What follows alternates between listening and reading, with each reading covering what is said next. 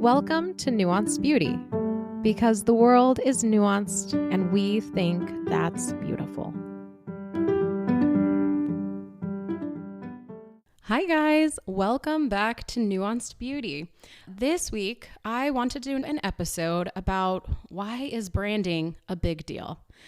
Where did this all begin? Well, I was chatting with my friend Erica, and I was telling her how I have this vision of the show growing, and I kind of hope it grows and it reaches an audience. And I was telling her about the fun interviews I had lined up and how I feel like I'm just gaining traction and finding my voice. And Erica, who is, I should preface, a very, very kind friend, and I know she means the best, and she is providing criticism meant to refine me and not define me as a failure. She thinks my logo is outdated and my Instagram page is all over the place. So I was like, come on, man. My first reaction was, can't I just do this on my own? Like, I hear you, maybe my logo's kind of outdated, but I mean, it can't be that bad. People see our faces, but is it really that bad?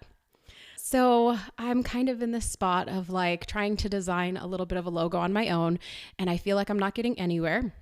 I just have an anxious opinion about logos and branding, perhaps because social media has told us, you've got to like curate your image, and everybody's out there curating an image.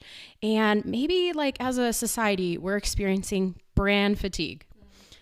So, I am like in this tense spot, and it turns out I have several friends who are branding people, and my friend Steph told me that if you're having these feelings, like, it's so weird because some folks don't like the idea of branding and personal brands, but we generally accept the idea that your first impression matters a lot, and it's very important, and it's very difficult to overcome a bad first impression. And further, like if you don't like the language of brand building, think of it as cultivating and caring for your reputation. Like you are an intelligent, a curious, and a caring person, and it's communicated through your life much stronger than words alone. So with that, how do I create a digital first impression that is it's purveyed through my logo? Obviously, I needed help. So enter my dear friend, Michelle. Michelle, welcome to the show. Hello, I'm very excited to be here. Before we jump into the branding part, we should share how we met. Yeah, I'm honored that you have me on and that you thought to reach out to me when you hit this little crisis. This life crisis. Yeah. And after we went through the whole process, it dawned on me that actually how we became friends at the church we both attended back in Seattle is that you were running the library slides and I had just come on as the communications director, and the slides needed some design help. And so I offered to help spruce them up a bit. And that's like, and you were so kind about it. Like that's what you just such a humble heart. You were just like, yes, please help me with this. By all means, this isn't my forte. Yeah, but you're a doer is the thing, which is what I'm a dreamer, you're a doer. And that's what I love about our friendship. And I think why it's managed to survive a move cross country and just all survive the pandemic. We were like one of those pandemic friendships that, that formed. We survived it. Yeah. So that's, how we first even got acquainted was sort of your skill set and my skill set coming together. And I'm just glad that the timing worked out this time around. You reached out and you made it happen. So yeah. And of course you came to my mind as someone, I think from that initial experience, like, oh, she gets this stuff and I don't get this stuff. So yeah. So with that, I reached out to you and I'm like, hey, I'm doing the podcast. You know me and you've kept some tabs on my podcast and you have an eye for design that I do not have. So in like the making of a brand, can you share how you went about initially coming up with some designs? Yeah. And I'll just quick say about my background. I'm not an official designer or anything. I don't have any degrees in that. I have an English degree and a teaching master's degree, but as I've left those fields, I've realized that actually my love of art and design was always there. In college, I took an art class and the professor wanted me to switch and become an art major. And I was like, no, I'm an English major. Like, I'm going into editing. And, and then in that internship, when I was doing editing, I spent a lot of time in the book cover design department, hanging out with the cover designer. And then for my education thesis, I actually wrote on interior design in the classroom. And I loved like having my classroom just look like a calming space for kids. And then all of my curriculum and stuff, I would always do a lot of design work with it. So then when I left those fields, it gave me space for that love of art and design to really blossom. And for whatever reason, it hadn't come out when I was younger. And there's like a whole story of chronic illness and not being able to teach. But what I have been able to do during that season is teach myself how to use some basic design tools like Adobe. And I love Procreate. That's one of my favorite art tools. And so now here I find myself like, basically, it's hard to start to like label yourself as a designer. You feel like you need to have a degree or something, but I'm appreciative to friends like you, like little promptings of encouraging me in my gifting to move forward with this. And gosh, you reached out to me just at a really good time so my mom passed away like a year ago, and so I haven't been doing a lot of art or designing. Actually, I think that's just, some people do a lot more art in their grieving process. I stepped away from it in some ways, and I've definitely felt a bit at a crossroads of what's next. But when you reached out to me to do this project, I was like, yes, like I just want to share. I haven't even been wanting to do like art for myself. It's much harder for me to do art for myself. But when it was for you, and I think the Holy Spirit just took over, and I was like, yeah, let's do this. Yeah. Thing. Yeah. So, but if I can answer part 2 now. Yeah. Also, well, I'm so glad like it's cool how like there's like the natural knack there, even though you didn't have the education, but also like the timing, like it wasn't a coincidence, and it was perfect for both of us to connect when we did. Yeah. And I do follow some logo design accounts on Instagram, and man, these people are so talented, and I love watching them work. So I'm not there yet, but I'm like just thankful to help out people who like, I can do decent stuff. Right. Yeah. So I'm happy to just do what skill level I have right now. And I'm excited to grow in that and see where it goes from here. But yeah, for your talking about Nuanced Beauty, when you gave me some ideas when you first messaged me. You had mentioned neon was one thing. Yes. And I was like, because it's popular. So preface, I'll share my little bit because you teased me about it because you're like, that is not timeless. Yeah. It is just popular right now, and it hits the eye, and it does look cool, but I don't think it's timeless. And so I'm like, okay, fine. But what's interesting, that's where I kind of started, is I'm like, okay, well, I want to do something she's excited about. How can we take neon and like make it timeless, make it more lasting? So I started just by scrolling through the design assets. I used Adobe Express for this project, and the first one that didn't end up being the final background, but the first background that I chose had more of a neon effect to it. And what struck me is it reminded me of an Incubus album from the late 90s. Make Yourself. I don't know if any Incubus fans Somebody out there. probably knows. Yeah. Which, and being with our Seattle like grunge connection where our friendship started, like I think that was this was not conscious, I'll say, but reflecting, I'm like, maybe this is what's going on.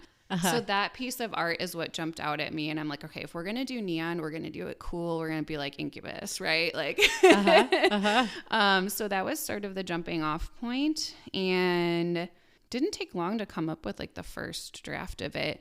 And then, I sent it off to you, and I'm always nervous sending it off to people, but then I try to use like my frontal cortex to be like, it's fine if they hate it. You're just trying to help them. You gotta help them decipher. Yeah. Like me being the, client person, like, I don't know what I want. It's so hard to detach yourself as the designer when you're making for someone else, I will say. Like, okay, I love it, but like they need to love it. So, but you actually really liked the first one that I sent. I did. And I was like, oh, like what? This is great. So.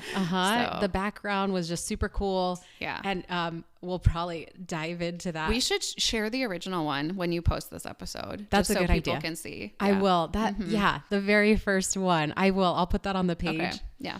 As I watched Michelle kind of get to work and she brought these thoughts to life in this image, I feel like the epiphany really hit me that I'm not a big feeler in real life. For anyone that knows me, I have inflections in my voice. I emote, but I don't necessarily like really emote in person.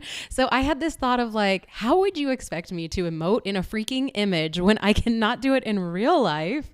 And it's just not my strength. And so watching Michelle like do her magic and bring evoke a feeling in an image, I was like, that is cool. And that is something that I don't do. So Michelle, do you feel like this was an innate strength of yours? Or do you feel like this is something that you've just like cultivated through experience and kind of having some successful projects or such? I think it's more innate, but certainly there's some learned elements of it. Like looking back, I definitely had more exposure to art and design concepts, I think, than your average kid. Mm-hmm. And my mom actually she really encouraged my artistic abilities, but I was that kid that kind of did a ton of things. So that's why I never like focused exclusively on my art skills. But, okay. Yeah. But it's exciting to even later in life find a talent, a gifting, and to be like, oh, this just like comes naturally to me, and not feel like you're fighting for it. Whereas with editing, I certainly love writing and I do enjoy editing, but I actually, little known fact, have dyslexia. And I'm like, it's mild. It's not a huge, people have it worse for sure, but it occurs to me like, why was I trying to be an editor with dyslexia? I mean, you can. I'm not discouraging those editors out there that have it if that's your true, but it was always like an uphill battle for me to be doing that job. So it's exciting to find something, and even teaching the dyslexia made it really hard in terms of like things actually like taking attendance, which people are like, how does dyslexia impact taking attendance? But it's actually really makes like sorting and organizing tasks like that very difficult. Okay. Yeah. So I'm on an interesting journey of finding maybe a new career path and such. On a personal side, do you feel like you process emotions through art? Like, is that something in your free time? Actually, not necessarily through creating art. Mm-hmm. I think when I create art, it certainly processes emotions to an extent, but that's usually more from like a gift, like wanting to give people gifts. Oh, okay. That's actually one of my biggest motivations for creating art. Okay. And that is my love language, like those love languages. Yeah, gift giving. Okay. It was my mom's love language too. And so I feel it's like, since she's passed, it feels like it's gotten even stronger in me. I'm like, I just like want to give people gifts even more. And it's so, like I said, it's hard for me to create art for myself. But if someone else has a need and wants me to do it for them, it's like, boom. It goes on and you're able to. Yeah, it's kind of crazy now that you mention it. The way I process my emotions is through listening to podcasts and playing video games. And I'm not even kidding. Like, why video games are how I process my emotions, I don't know. But well, that's cool. That works. You do definitely have a knack for maybe potentially like seeing a piece of artwork and getting an emotion out of it. Oh, yeah. And so then being able to relay an emotion in artwork, and which actually, is cool. With the video games, the art is really important to me more than anything about the game. Which is an interesting thing. But okay, so moving forward in the logo development, we kind of narrowed down a couple of our designs, and I reached out to all of my past guests for input on the final design we were deciding between. And during the polling, I felt like I was dancing this fine line between trying to like broadcast this vibe for the podcast and what it represents and means to me, while also appealing to people and catching the eye of like a new listener. And I got like so many inputs. I probably had 36 folks that I was speaking with this weekend. And it turns out I know 3 marketing majors. So that was really entertaining to chat with them and kind of pick their brains for a minute. And I wanted to point out that there were opposing tastes. There were a few guys that I chatted with who said that, like, you know, they probably wouldn't click on this podcast simply because the word beauty is in the title and it's not their genre of podcast. So like this sort of, opinion, I heard, and I had to kind of hang loosely and just be like, oh, fair enough, right? Like I didn't have to take this as an attack because they didn't agree, but I ultimately had to decide that this is a non-negotiable. Like the title Nuanced Beauty is so significantly ingrained into my vision that I appreciate this input, and so be it, you know, like this is fine. But we also had some inputs, like our initial couple designs had a bright yellow and orange distress backdrop. And you and I, Michelle, loved that design. Yeah. But when I polled friends, it tended toward the grayish shades being more popular. And specifically, a couple folks told me that the red and the like yellow and bright orange reminded them of a murder mystery podcast. Which when they said it, I was like, oh, I see it now. Yeah. Yeah. But it's like, oh, yeah, I'm not going for murder mystery, guys. That's not the point of this show. So this is an input that I had to humbly like hear, and it did guide our decision. It was a big enough input that it's like, oh yeah, nope. Yeah. And the gray was the right choice. The shades of gray make so much sense with a nuance focused podcast. Yeah. So, right. Yeah. So I wanted to ask you, as someone who's helped others with designs, do you find this dance challenging? Like putting a suggestion out there, but ultimately handing it over to the owner to have the final say? 100%. And it's only through like the Holy Spirit that I have grown and can do it. And also Quincy really helps me. Okay. Like there were a few times through our process, actually more working through the HOA Acres logo. Oh, okay. And then a couple of other times that I've worked with people where I can just say to him like, okay, they said this to me. Does this mean they hate it? Like, is my design totally ugly? Like, am I like really bad at that? You know, like those really negative questions that come up. And Quincy's helped me learn so much. Because even he sometimes responds immediately with a criticism when I show him, and he's learned to get better with that. He always tries really hard now, the second I share my art with him, to first lead with a positive thing about it. Oh, okay, yeah. But I've learned that when they respond with a criticism, it's just that they actually want to help you. Yeah. And I'm doing better at separating it from like my identity as who a person. You are. Yeah. And now I've had enough times where the end product has earnestly come out better because other people have put their input, and that I value it so much, the other perspectives. But I'm so proud of you with the wisdom to not negotiate on some things.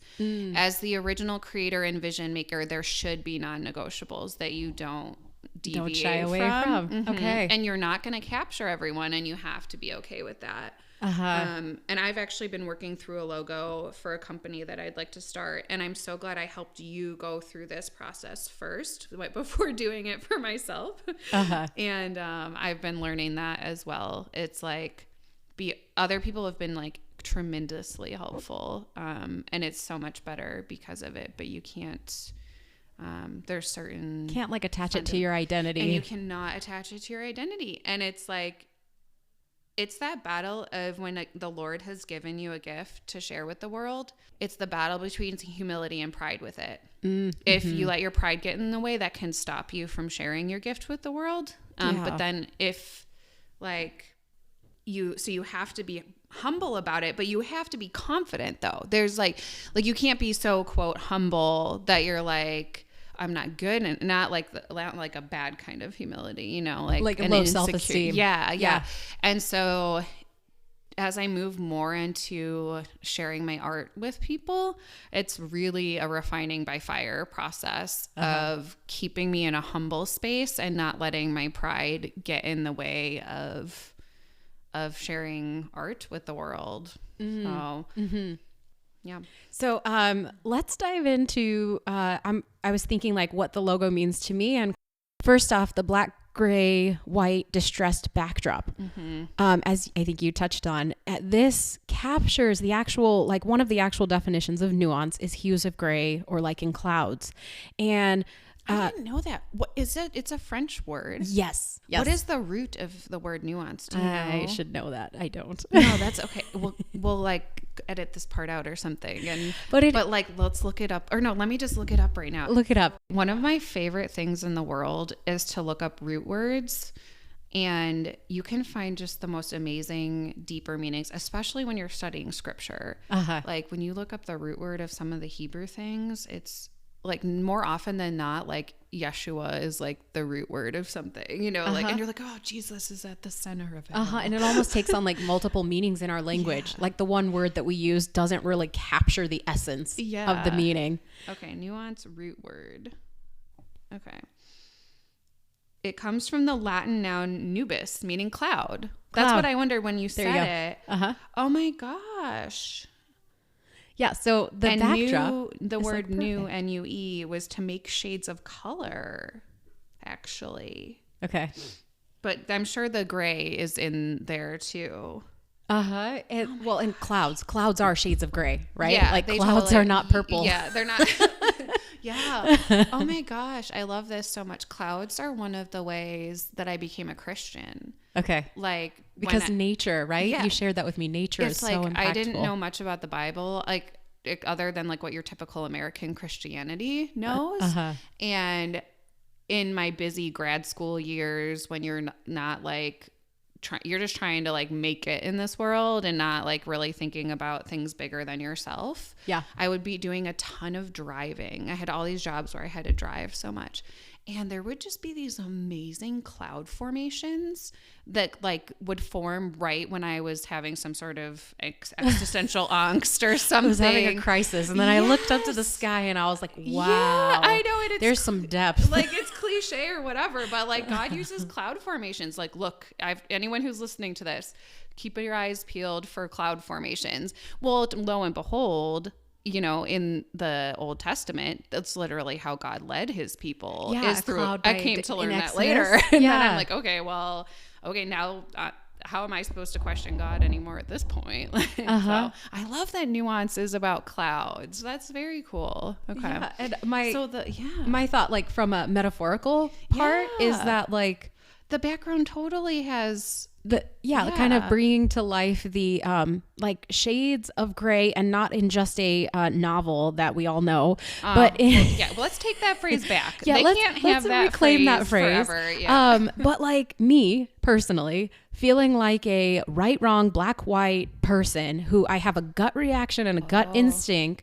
And if I have a problem, I'm going to solve it and I will have the answers very quickly. So nuance at the heart of the show was about a growth opportunity for me to not just be stuck in my own like snap judgments. Wow, that's really cool. And do you know what I used to say in my classroom for high school English freshmen? I would always say, we live in a world of gray here, guys. This is not math class.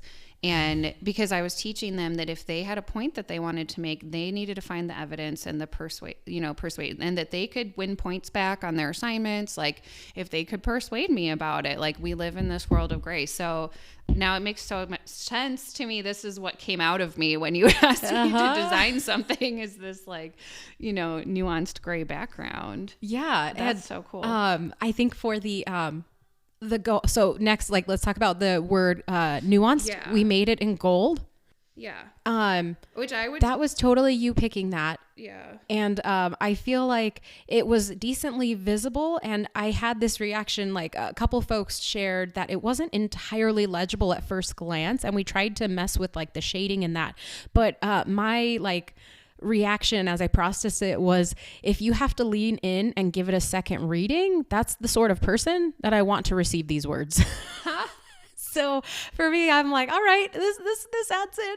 Yeah. And this is one of the things I had to let you make the choice on, because there was a different background for the word nuance that had circles that were a dark gray color. I remember that. I 100% wanted that and it did make it easier to read the word nuance. It did. It made it very my communications design background that I have, I was like, this word nuance needs to be more legible. Yeah. But again, this is that sometimes you need to throw the rule book out, right? Where people are saying like it needs to be this clearly legible. And so I'm glad you went with your... And I think an input that Bill had was, in a podcast, like you see the podcast square as you're scrolling, right underneath it is the words of the podcast. Yeah. So if you can't read the logo necessarily, but the logo is appealing to you, your eyes next can scan right below the logo and the word Nuanced Beauty is right there. Yeah. So it resolves quickly. I don't think there's like a huge confusion that's happening. And then the next part I wanted to talk about was beauty. We went with teal. Yeah.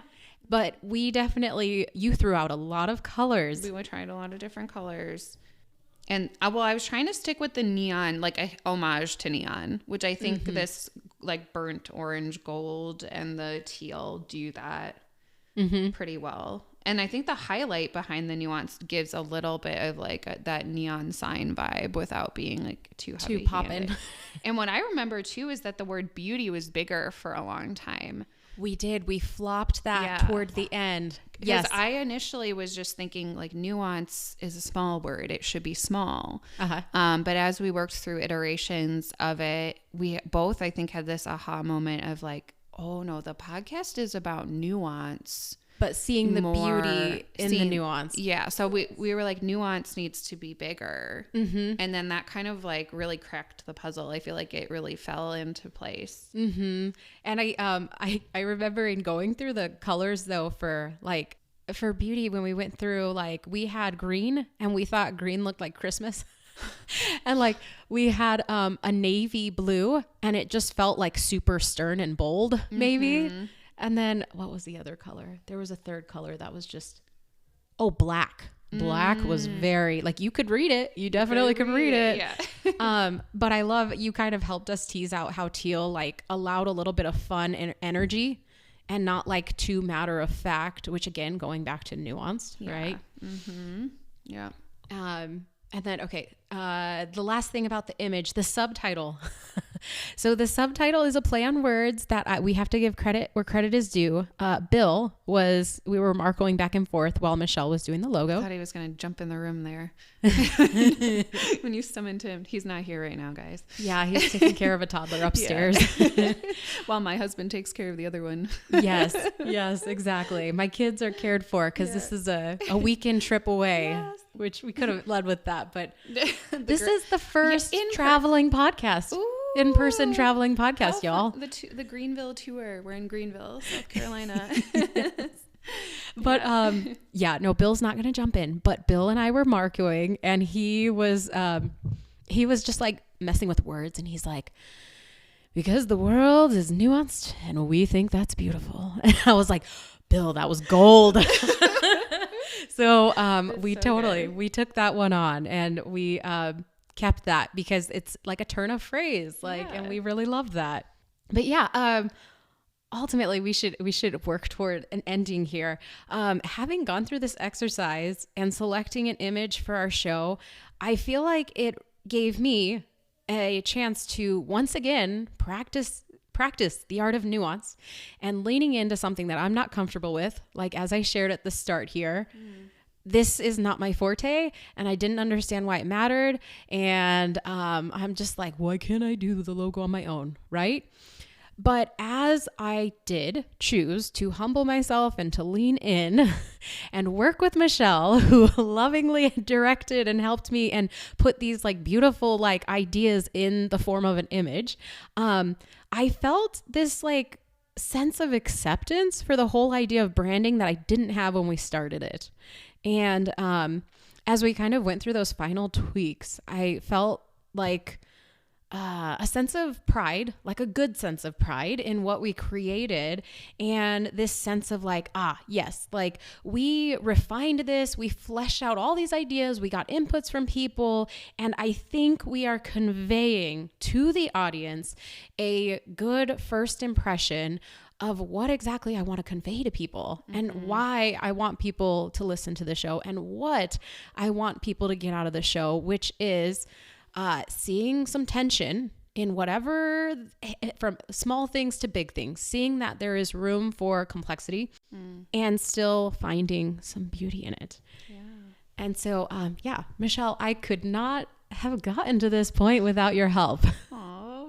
It was so good for my soul to work on it. I felt like it was one of those soul renewing projects. And since I've worked on it, I've worked on a few more, and I have a few projects of my own that I'm less scared to take the leap on. And so I'm just really thankful to you for being bold enough to just go out and do things. Like it's inspiring. It inspires others around you, which is huge, because it's scary to start a business, launch a podcast, and to see you just do it so humbly and fearlessly and accept feedback from others. And that's probably been the biggest lesson I've been learning in this latest season. I'm also helping a woman at my church right now who's in her 80s. She's so sweet. She and her husband wrote a book on how to be married for 60 plus years.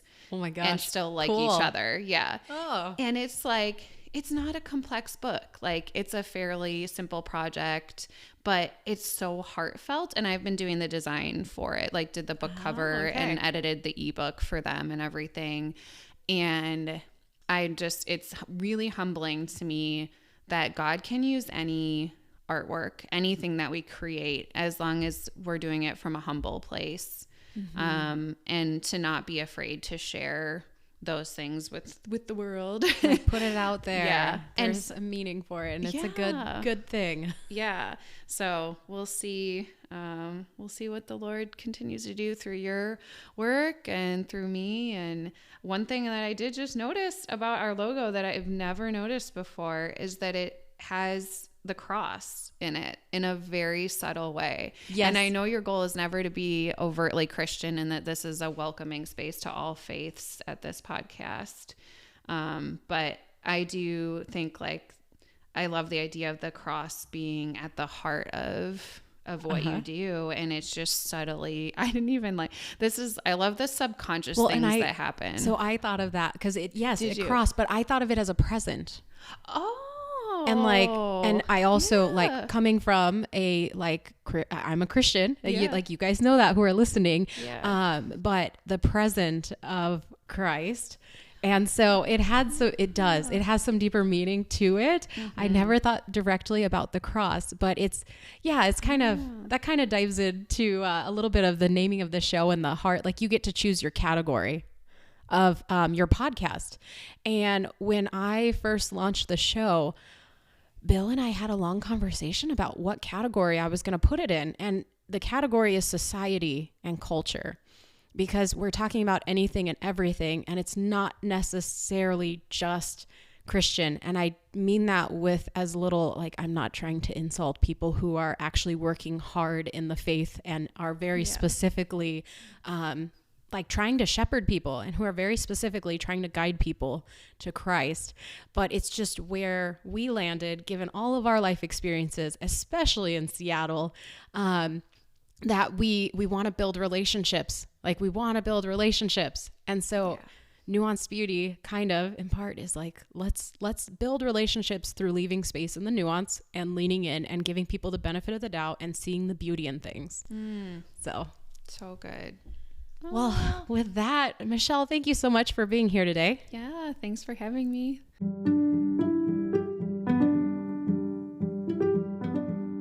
Thanks for joining us today. I hope you enjoyed this episode, and in the spirit of nuance, I hope you found something that you could agree with and you could disagree with, and still choose to lean in. Give us a follow, rating, and review, and consider sharing this episode with a friend to continue the dialogue and help us grow. Until next time.